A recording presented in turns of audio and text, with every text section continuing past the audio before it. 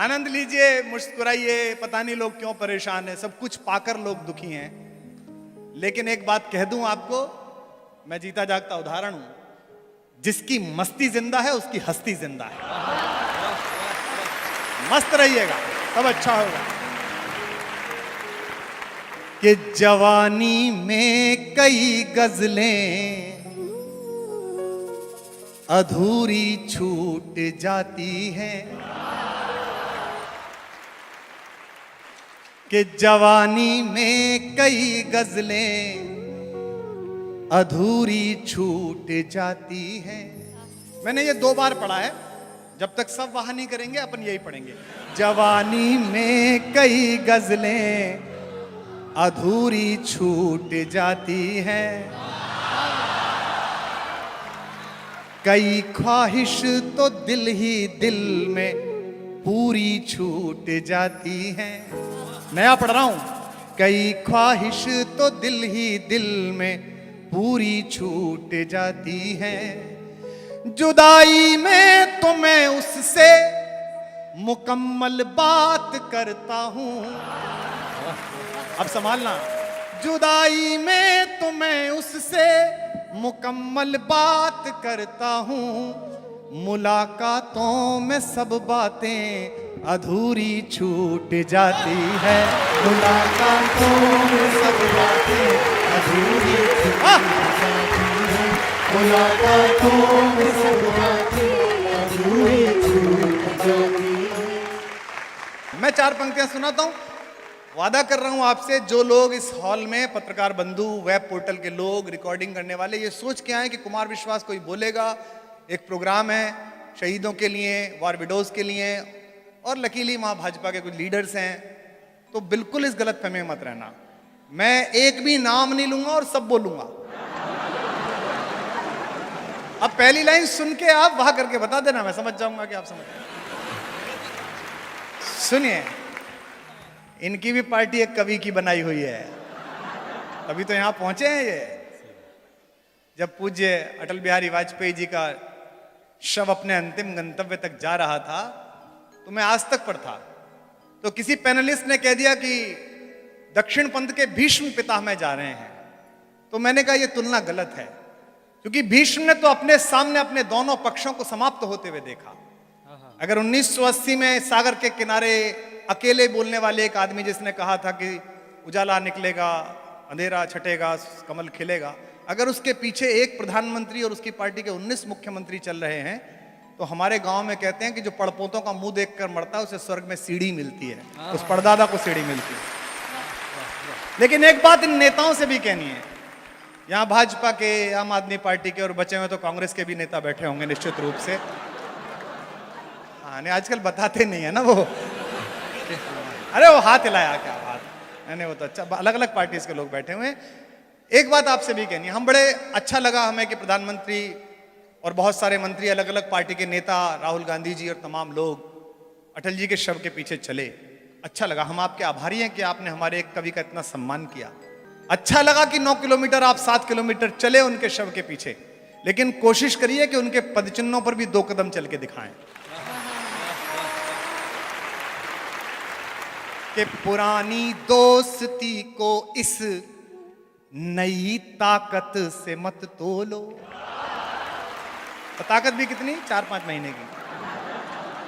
कि पुरानी दोस्ती को इस नई ताकत से मत तोलो। एक निवेदन आपसे यह है कि इस हॉल में जो लोग 1, 2, 3 आए हैं, दोस्त लोग आए हैं, जिंदगी में दोस्तियों का सम्मान करना जो आपके बचपन से साथ चली हों।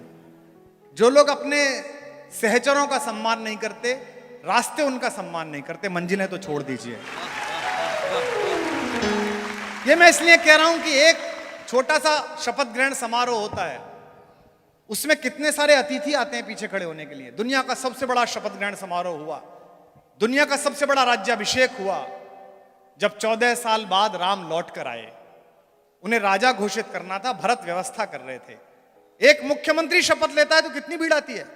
देखा था आपने, कर्नाटक में शपथ हुई थी, कितने लोग पीछे खड़े थे, बहुत सारे आए थे, फ्यूज बल्बों की झालर पूरी एकदम पीछे।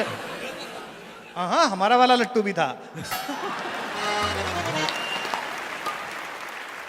तो इतने सारे लोग आते हैं, लेकिन राम का राज्याभिषेक हुआ। भरत ने पूछा कि भाई साहब किसको बुला लें, गेस्ट किसे बुला लें? मर्यादा पुरुषोत्तम ने कहा कि बेटा मैं तो जंगल में था, तो मुझे पता नहीं कौन राजा हो गया कौन युवराज हो गया, तुम बुला लो किसी को भी। भरत ने कहा भैया किसी से तो मैत्री हुई होगी। बोले ये सुग्रीव, अंगद, हनुमान ये सब आए हैं साथ में, किसको बुला लूं? दोनों भाई सो गए। राम नींद में जाने वाले थे कि अचानक चौंक कर जगे। मां सीता उठ गई कि क्या हुआ? बोले मुझसे बड़ा अपराध हो जाता, मुझे भरत के पास जाना है। नंदीग्राम गए, उसका दरवाजा खुलवाया और कहा भरत बड़ा अपराध हो जाता, एक दोस्त बना था, उसका एक एहसान भी है, अकेला मेरा वही गेस्ट है, और सीरी फोर्ट में जहां बाहर ध्वनियां नहीं जाती, लेकिन अगर ध्वनि किसी रास्ते से जाती हो तो उस तट को पता चले, उस व्यक्ति को पता चले। राम के राज्याभिषेक में राम की ओर से जो एकमात्र ऑफिशियल गेस्ट आया था वो व्यक्ति था जिसने उन्हें गंगा पार कराई थी, जिसे केवट के नाम से जानते हैं।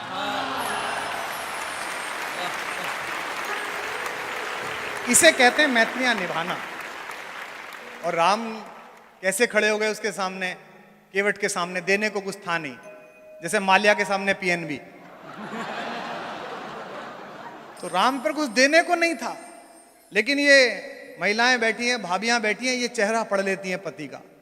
सीता भारतेश्वरी हैं, उन्होंने अपने पति का चेहरा पढ़ लिया, और उन्होंने कैसा काम किया जो दुनिया की कोई स्त्री नहीं कर सकती, केवल भारत की महिला कर सकती है अगर पति संकट में हो। इस पर आप तालियां देना। जैसे ही उन्होंने अपने पति का म्लान मुख देखा, बाबा तुलसी लिखते हैं पिय ही हित सिय जानन हारी। अपने पति के हृदय का हित जानने वाली सीता ने क्या किया? मुदित मगन मणि मुंदरी उतारी, अपनी डायमंड रिंग निकाल के दे दी कि ये दे दो गंगा पार कराने के लिए। इसे कहते हैं त्याग।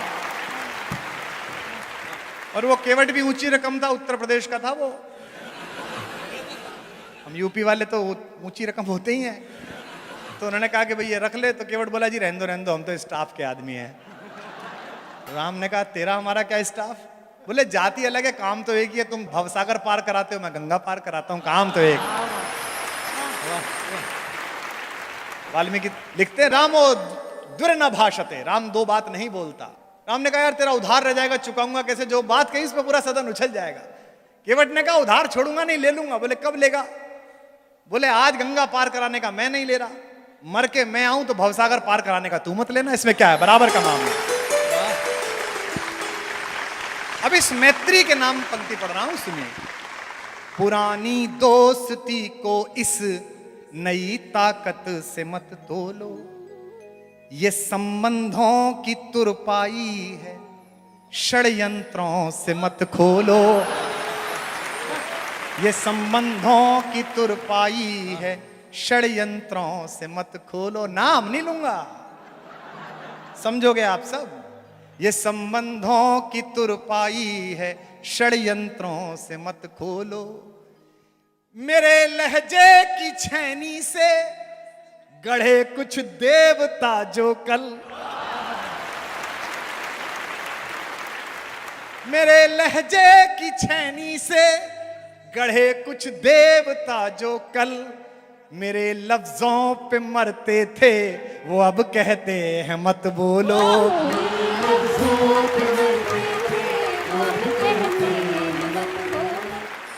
तो ये पाकिस्तान का तनाव जो चैनल दिखाते हैं, ये मूलतः उतना तनाव है नहीं। भारत पाकिस्तान पे मैं केवल एक लाइन समझ पाया हूं, वो आपको ठीक लगे तो मुझे बता देना अपनी तालियों से। फौजी बैठे हैं यहाँ पर, फौजियों के लिए प्रोग्राम है। एक ही बात है हम दोनों में कॉमन, जब भी झड़प होती है, युद्ध होता है, शुरू वो करता है, खत्म हम करते हैं, बस इतना अंतर है केवल।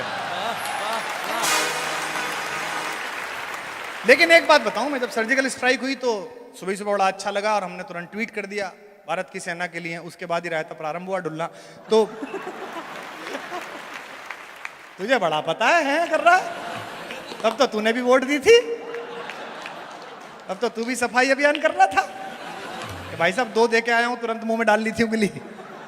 तो सब वो हमने ट्वीट कर दिया और भारत की सेना और आज तक वास्तक ने चला दिया कि कुमार विश्वास ने कविता लिख दी।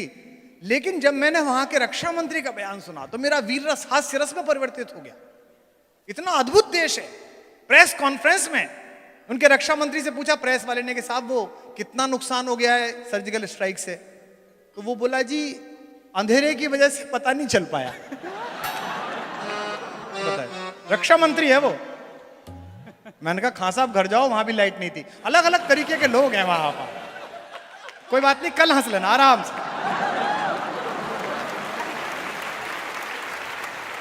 वहां की पार्लियामेंट में बिलावल भुट्टो ने कहा कि साहब वो भारत के जहाज घुसे तो हम पकड़ क्यों नहीं पाए? तो रक्षा मंत्री बोला साहब वो हमारे रडार पकड़ नहीं पाए। अबे मैंने कहा चीन से मार लोगे तो यही हाल होगा तुम्हारा। तुम्हारा रडार नहीं चल रहा, हमारी होली पे पिचकारी नहीं चली।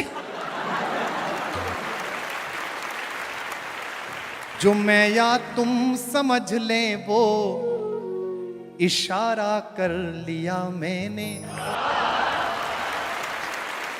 जो मैं या तुम समझ ले वो इशारा कर लिया मैंने।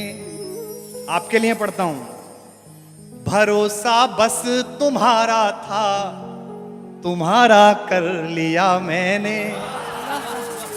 भरोसा बस तुम्हारा था, तुम्हारा कर लिया मैंने। लहर है, हौसला है, रब है, हिम्मत है, दुआएं हैं। लहर है, हौसला है, रब है, हिम्मत है, दुआएं हैं। खोलना हाथ। किनारा करने वालों से किनारा कर लिया मैंने। किनारा करने वालों से